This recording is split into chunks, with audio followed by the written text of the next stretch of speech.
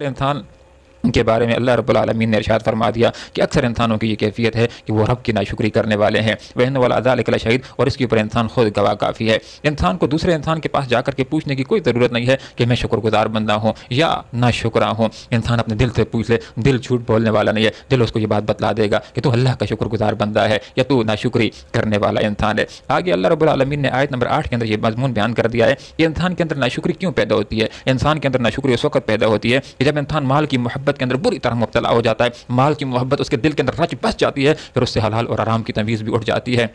پھر ہر وقت وہ مال کمانے کی ایک مشین بن کر کے رہ جاتا ہے اور باقی سارے حقوق اس سے بھول جاتے ہیں۔ تو اللہ رب العالمین نے آگے علاج بھی بتلا دیا کہ جو انسان شکر گزارانہ رویے کو اپنانا چاہتا ہے، رب کا وفادار بننا چاہتا ہے اور شکر گزار بننا چاہتا ہے، تو اس کا علاج اللہ نے بتلا دیا کہ اس کا علاج یہ ہے کہ انسان اپنی موت کو یاد کرنے والا ہو، دوسروں کی موت کو یاد کرنے والا ہو، آخرت کی فکر کرنے والا ہو۔ جس وقت آخرت کی فکر اس کے اندر پیدا ہو جائے گی تو پھر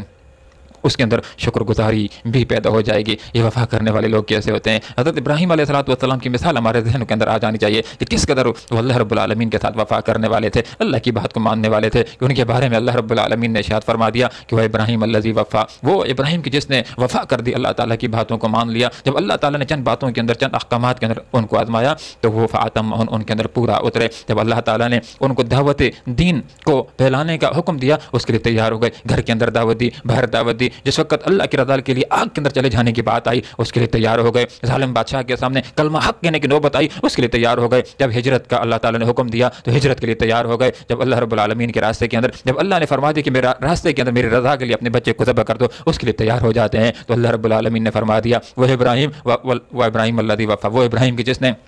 وفا کر دی، اللہ رب العالمین کی باتوں کو پورا کر دیا۔ اللہ تعالیٰ نے جو حکم دیا تو حضرت ابراہیم علیہ السلام یہ نہیں دیکھتے تھے کہ اس حکم کو پورا کرنے کے اندر مجھے کیا فائدہ ہوگا یا کیا نقصان ہوگا۔ جو بھی اللہ تعالیٰ کا حکم جس وقت بھی ان کے سامنے ثابت ہو جاتا تھا، حاضر ہو جاتا تھا، تو اس کو پورا کرنے کے لیے تیار ہو جاتے تھے۔ تو یہاں پر مفسرین حضرات نے یہ نقطہ لکھ دیا ہے کہ اے انسان، تو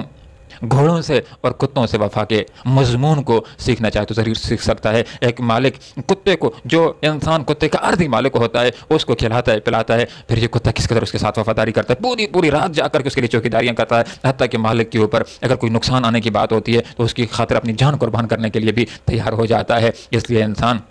تیرا حقیقی مالک اللہ رب العالمین ہے۔ اگر تو شکر گزار ہونا چاہتا ہے، اللہ کے ساتھ وفا کرنا چاہتا ہے، تو تجھے صحابہ کرام رضوان اللہ تعالیٰ علیہم اجمعین کی طرح زندگی گزارنا ہوگی کہ وہ اللہ تعالیٰ کا حکم ماننے والے تھے، اللہ تعالیٰ کی اطاعت کرنے والے تھے۔ جس وقت بھی اللہ تعالیٰ کا جو حکم ان کی طرف متوجہ ہو جاتا تھا، اس کو پورا کرنے کے اندر لگ جاتے تھے۔ اللہ رب العالمین